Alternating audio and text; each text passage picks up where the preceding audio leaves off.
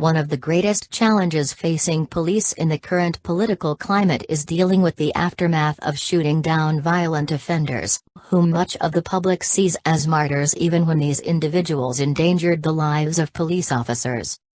According to the Washington Times, Georgia Tech College police shot down a knife-wielding student who continued to advance on the officers and refused to drop his weapon. The slain student identified as gender non-binary and was president of the Campus Pride Alliance. The fatal confrontation was caught on camera by student onlookers. The attacker, 21-year-old engineering student Scott Schultz, can be seen approaching the campus police while holding a knife in his hand. The officers repeatedly instructed Schultz to drop the weapon, but he refused. The young student can be heard shouting, "Shoot me!" Eventually, one of the campus police shot him down as he drew near, knife still in hand. The incident began early Sunday morning, when police received a call about an armed man with a knife and gun. When they arrived on the scene, they encountered Schultz, who fit the description provided by the 911 caller.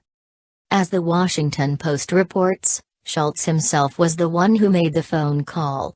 The student had informed police of a suspicious white male, with long blonde hair, white t-shirt and blue jeans, who is possibly intoxicated, holding a knife and possibly armed with a gun on his hip.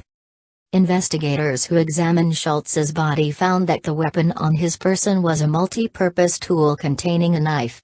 However, no firearms were found on the student.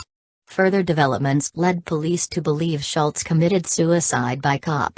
As covered by the Daily Caller, Schultz left behind 3 suicide notes in his dormitory. He had a history of mental illness and was an open member of the LGBT community, personally identifying as bisexual, non-binary and intersex. Schultz changed his name from the given Scott to the more gender-ambiguous Scout. He did not consider himself male or female, and preferred to be referred to with the pronouns they and them rather than he or she. Schultz's parents seemingly encouraged his lifestyle choice. She called her child a good student, saying they always worried they were going to fail a test but got all A's and only 2 B's at Tech. Schultz's parents blamed Georgia Tech campus police for using lethal force.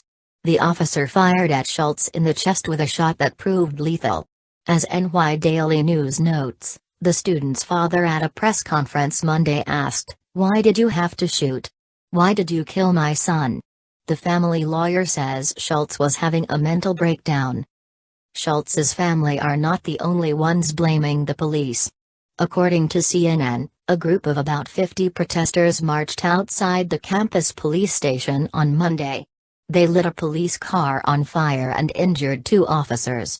3 arrests were made in connection with inciting a riot and battery of an officer. The killing of Scott Schultz raises questions about mental illness, particularly its prevalence in the LGBT community. It remains to be seen whether the political left will be willing to have that discussion or opt to put the blame solely on law enforcement.